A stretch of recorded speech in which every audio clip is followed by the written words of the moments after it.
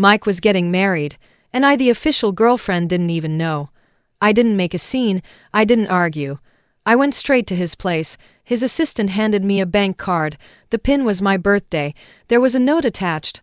Let the past stay in the past. But when I accepted the family-arranged engagement, he rushed over in a panic. Lisa, you found a new man this fast. Did you ever think about how I feel? I learned that Mike was getting married through a social media notification. A college classmate I barely knew had posted a blurry photo of an engagement party, captioned, "Congrats, brother." In the corner of the photo, Mike's profile was turned toward a woman in a white cocktail dress. He was smiling at her. That smile was familiar, and yet it wasn't. The glow of my phone screen stabbed my eyes in the dark. I didn't cry. I didn't shake. I just felt like the air conditioning in the apartment was turned up to high, the cold crawling up from my feet. I didn't argue.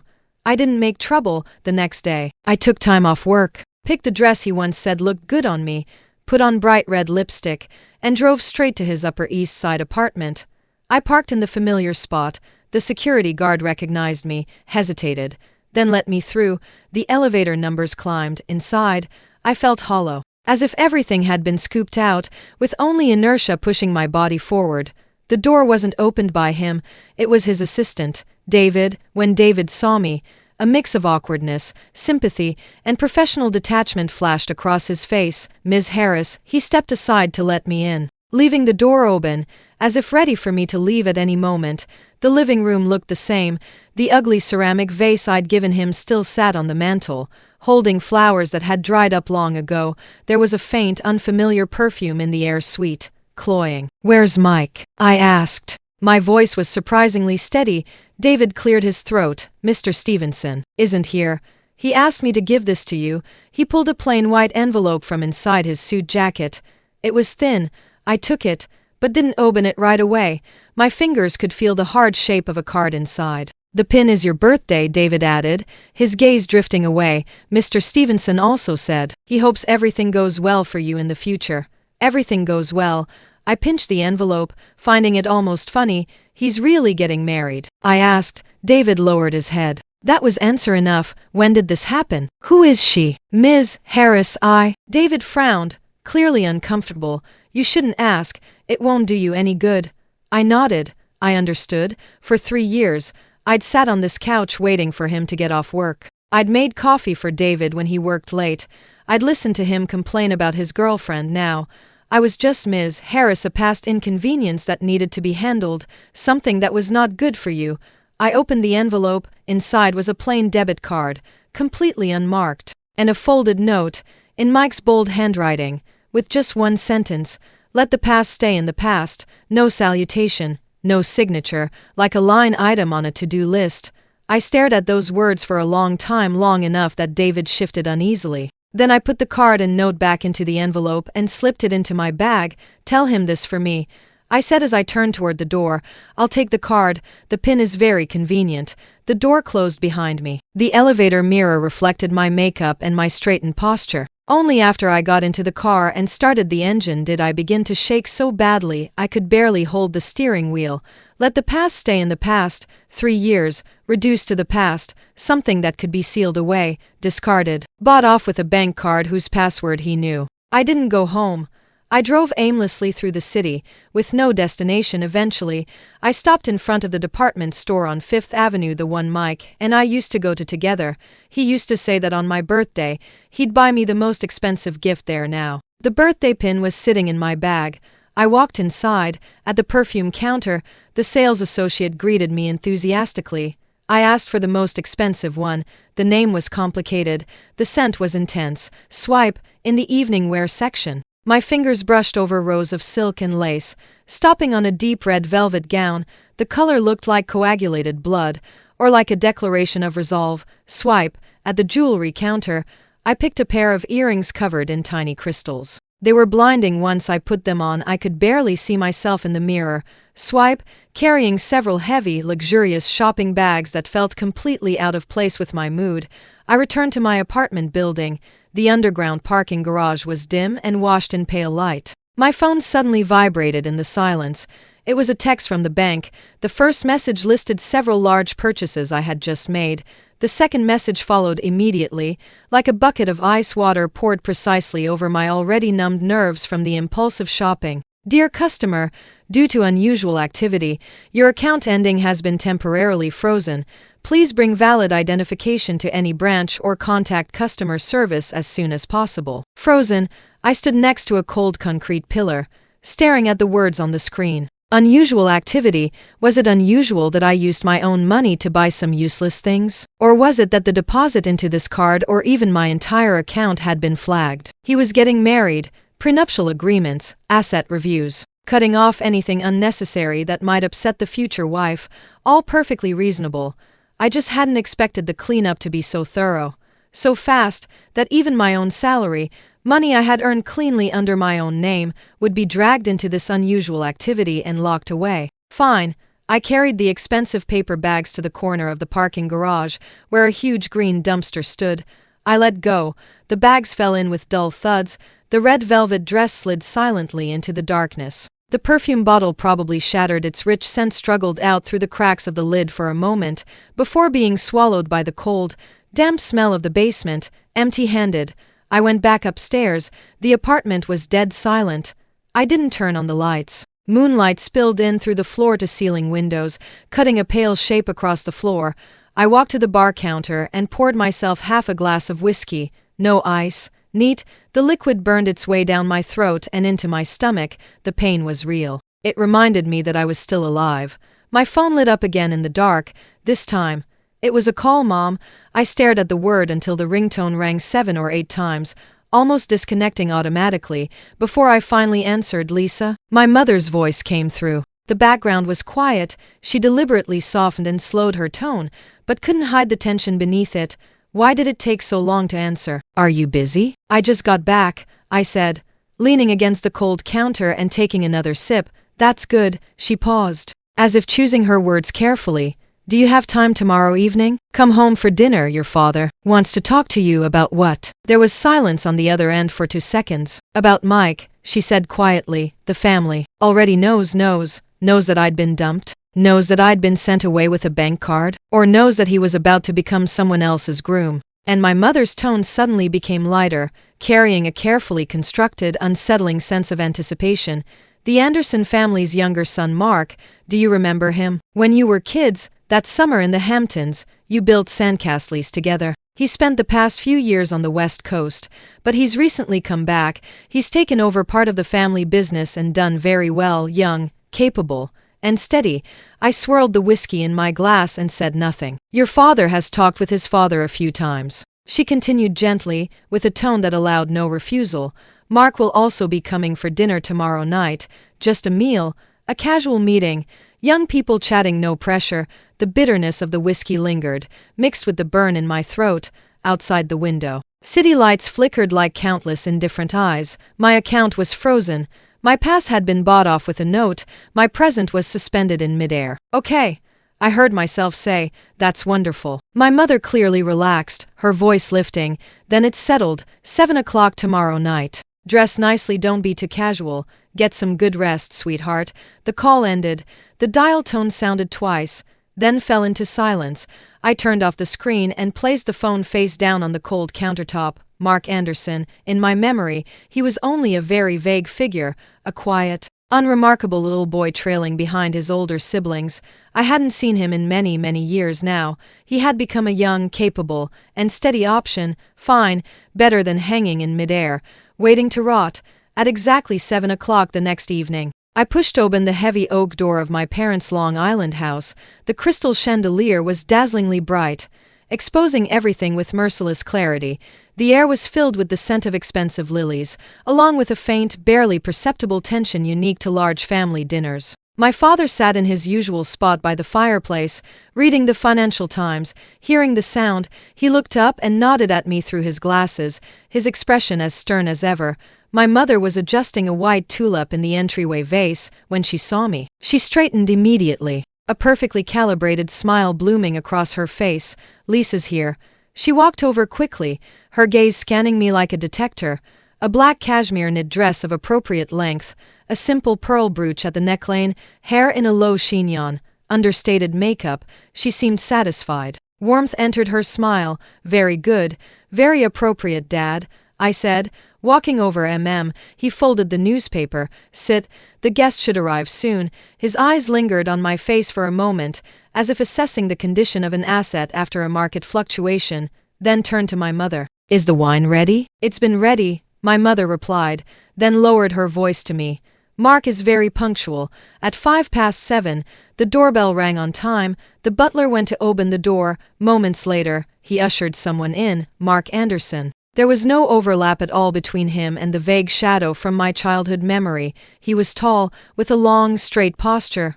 A well-tailored dark gray suit fit neatly across his shoulders and arms. His light blonde hair was combed precisely, with a few strands falling casually across his forehead, adding an effortless elegance. His eyes were a gray-toned blue. When he looked over, his gaze was calm and focused, carrying polite restraint and a clear sense of appraisal. He wasn't strikingly handsome, but there was something clean, steady, even slightly distant about him. Mr. Harris, Mrs. Harris, good evening. His voice wasn't loud, but it was clear and even, with the cadence of someone well educated.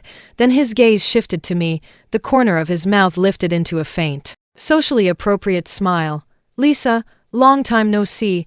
Long time no see. Mark, I stood and walked over, extending my hand. His palm was dry and warm. The grip was firm but brief, no lingering, no implication. Was the drive smooth? My mother asked warmly. Very smooth, thank you for asking. Dinner was held in the long formal dining room, decorated with flowers and silver candlesticks. The atmosphere was a carefully maintained version of relaxed. My parents led the conversation from recent Federal Reserve movements to an upcoming high-profile charity gala, occasionally and deftly passing the topic to Mark or me. Mark's responses were flawless when he spoke about West Coast technology investment trends. His data was precise and his logic clear.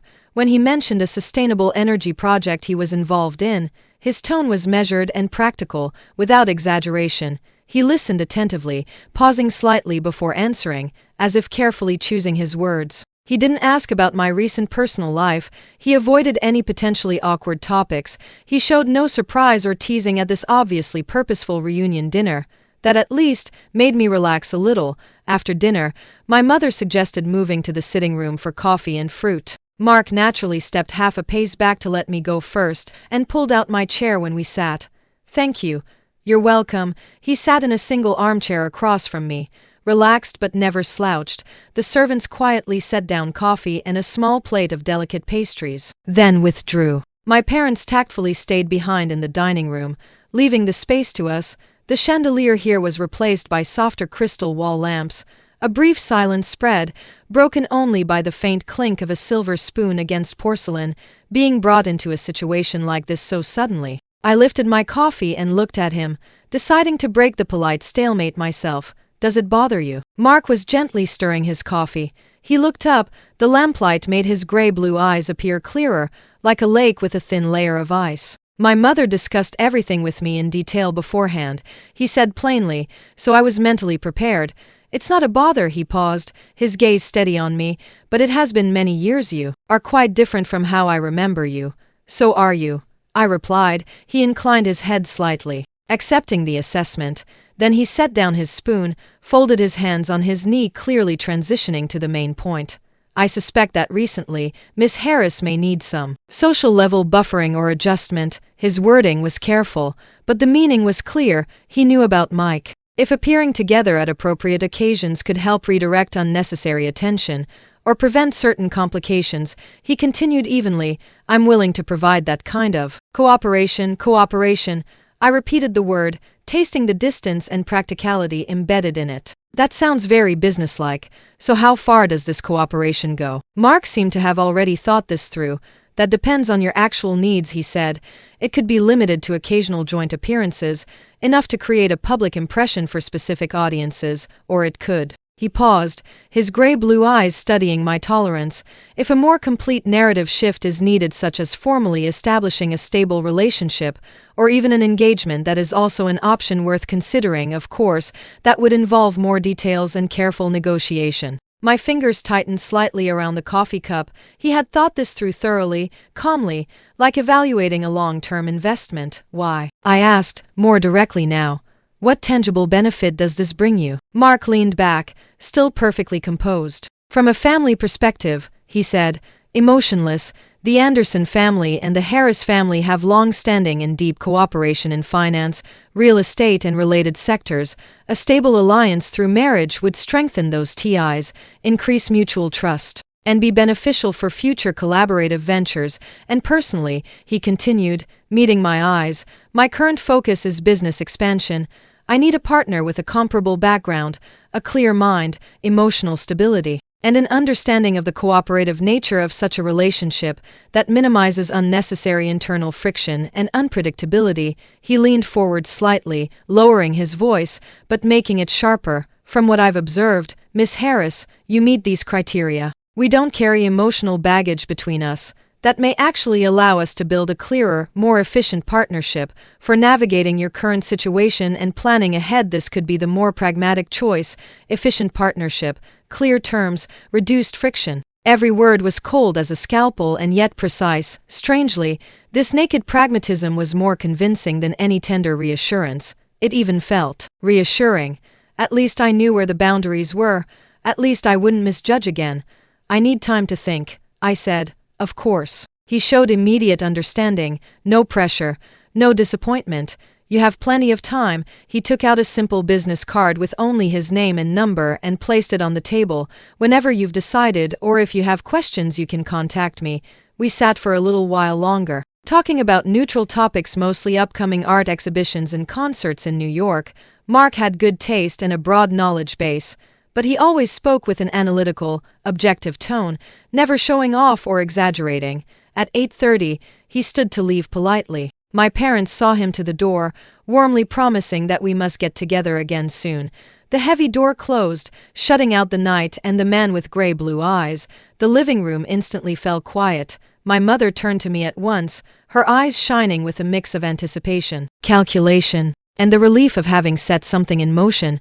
What do you think? Mark really is a rare young man, isn't he? His manners, his insight, his family background excellent across the board, and most importantly, he's so steady and reliable. He's very direct. I said, direct is good. My father, unusually, joined the conversation. He walked to the fireplace, his expression serious. This is not a time for romance or hesitation. What happened with Mike disappointed both your mother and me, but it's over. Don't bring it up again. Mark Anderson, we know him well. He's pragmatic, far-sighted, and capable. This choice is the most appropriate one for you and for the family right now. You should think about it carefully. I didn't respond. I went upstairs and returned to the bedroom I'd lived in before marriage. I closed the door and leaned against the cool wood. The room looked exactly as it had when I left. Even the row of old novels on the bookshelf was still there.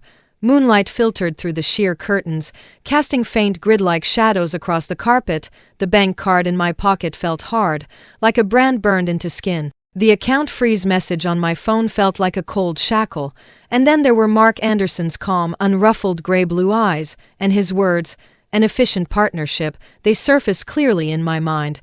A week later, I met Mark at a private tea room in a members-only club in Midtown Manhattan. As always, he was punctual. He wore a sharply tailored charcoal gray suit, immaculate in every detail. I slid a handwritten document across the table toward him. It was just one page, a simple letter of intent with several core terms listed. Establish a nominal engagement, with an initial term of 1 year, maintain partner etiquette at necessary public events. Specific occasions to be communicated in advance. No interference in each other's private lives or emotional relationships outside the engagement. Complete financial independence. Each party bears public expenses arising from this agreement. At the end of the 1-year term, either party may propose termination of the engagement, subject to mutual consultation and a discreet resolution that does not affect either party's reputation. The terms were simple, almost crude. I wanted to see how he would react. Mark took the paper and read it quickly. There was no surprise, no displeasure on his face. He took out an elegant-looking fountain pen from his inner jacket pocket and signed his name cleanly at the bottom, Mark Anderson. Then he handed the paper and pen back to me.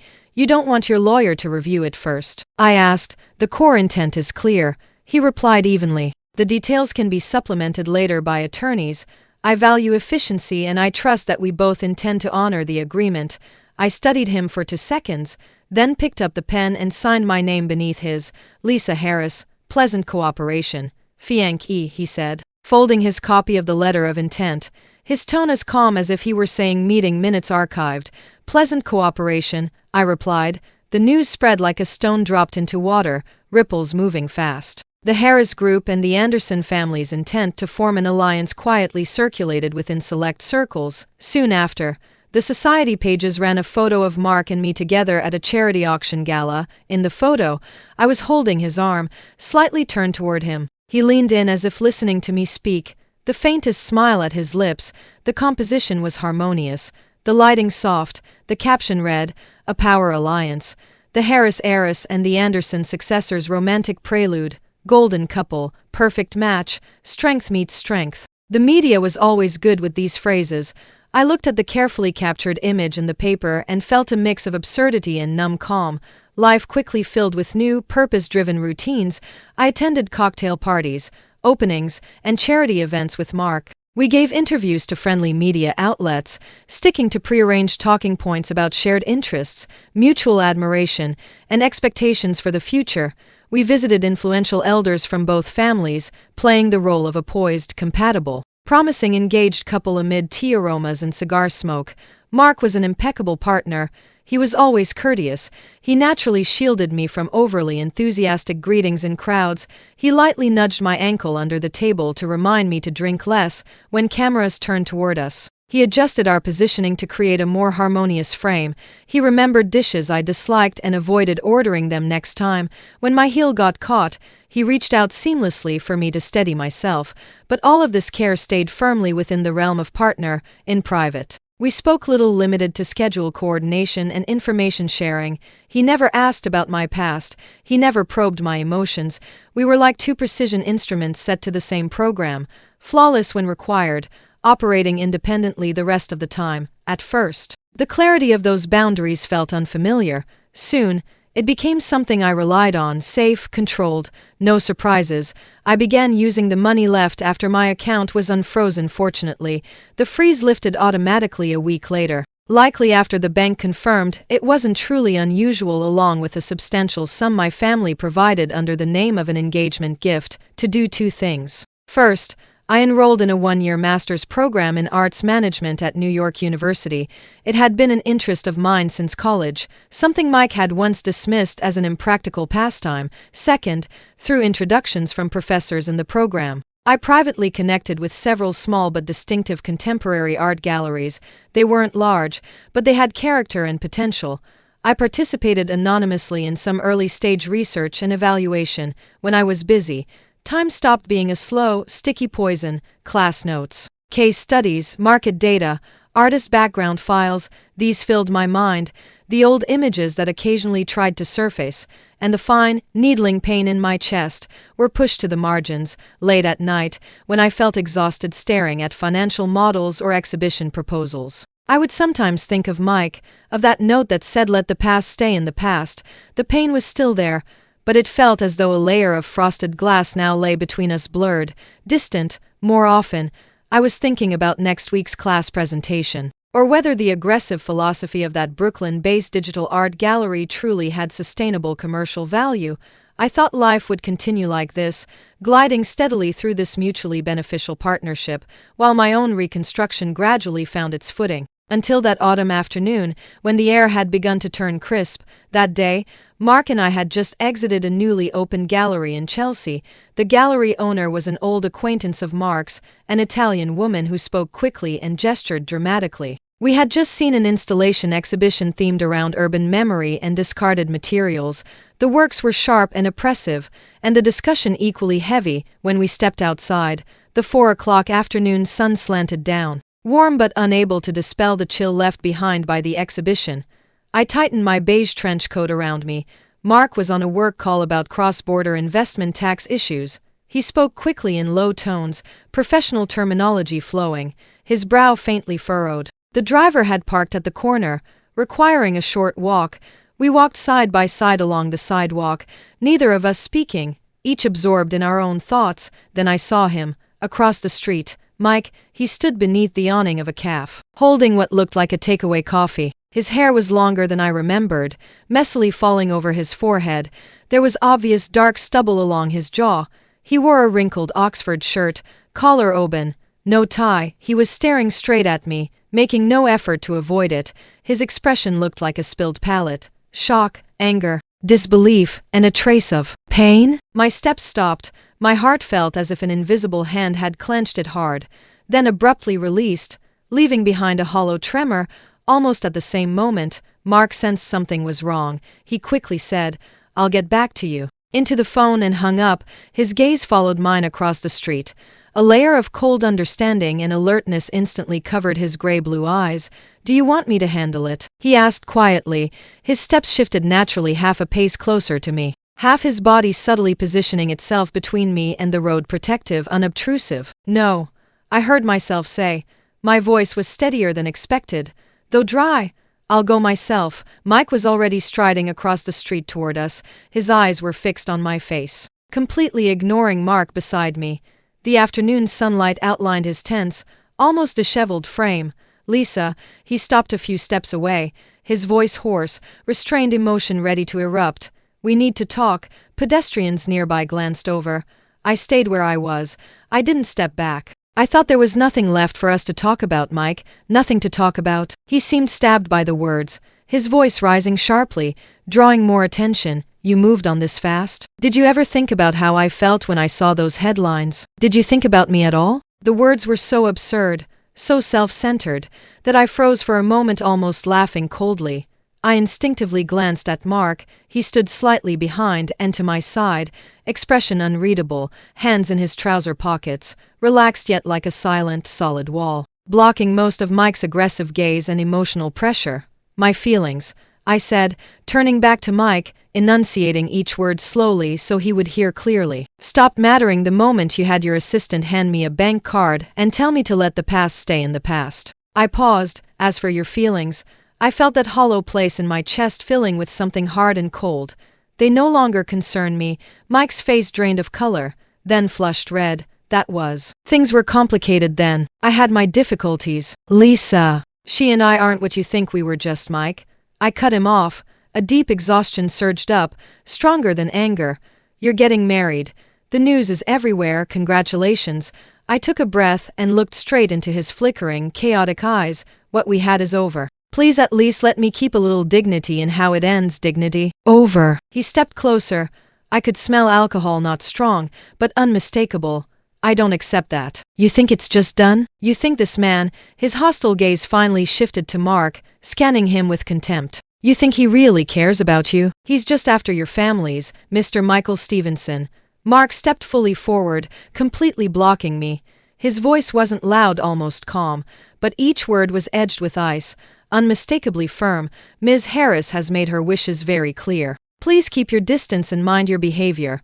Mike finally focused on Mark. He stared at him, his expression a mix of insulted rage, class-born arrogance, and primal territorial hostility. "So you're Anderson?" he sneered. "You think you've won? Do you even know her? Do you know what she drinks when she wakes from nightmares? Do you know her knee hurts on rainy days because of an old injury? You're just someone who took advantage while she was vulnerable." "The car's here." Mark didn't look at him again. As if Mike were nothing more than unpleasant street noise, he turned slightly toward me and spoke quietly, lifting his arm to guide me with a firm but non-invasive touch at my elbow, indicating the black sedan pulling up nearby. I took one last look at Mike. He stood there, on a busy New York street in autumn afternoon light, angry, disheveled, with a trace of almost childlike disbelief in his eyes. He couldn't understand, couldn't accept, that I could turn away so calmly and decisively, leaving with a stranger. I didn't speak again. I didn't look back. I followed the gentle but undeniable pressure of Mark's hand and walked toward the car. Mark opened the door for me, one hand courteously guarding the frame. I bent and got in. The leather seat was cold. The door closed with a muted thud, instantly sealing off the chaos outside, and all of Mike's unfinished shouting and tangled stares. Inside the car, there was a different kind of quiet. The superior soundproofing of the luxury sedan softened the street noise into something distant and indistinct. The air carried a faint scent of leather and car fragrance, clean, cool. Mark got in from the other side and gave the driver my apartment address. The car eased smoothly into traffic, merging with the thickening evening flow. Silence spread through the confined space. I watched the cityscape slide backward outside the window as neon lights began to glow, outlining the city in color.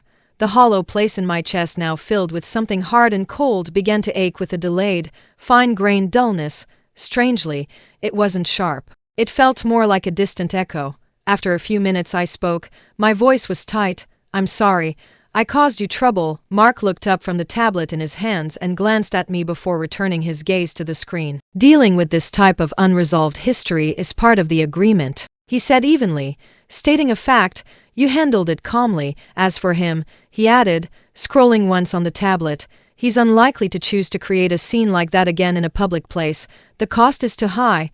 It doesn't align with his interests. Thank you. It's what I'm supposed to do." He gave a brief reply and returned his attention to work emails.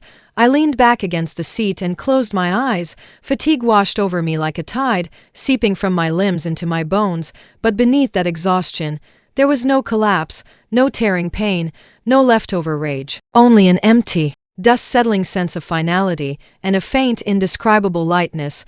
The man who had once held all my sorrow and joy, the one who made me willing to fold my wings, had just stood in front of me, hysterical and unraveling, yet felt like a stranger whose voice could no longer reach me. His pain, his resentment, his accusations, none of it touched my core anymore, and the man beside me, connected only by a written agreement, had, with his efficient, cold, and unmistakably clear approach, blocked out the noise for me and protected the boundary I was trying to draw. My phone vibrated in my bag.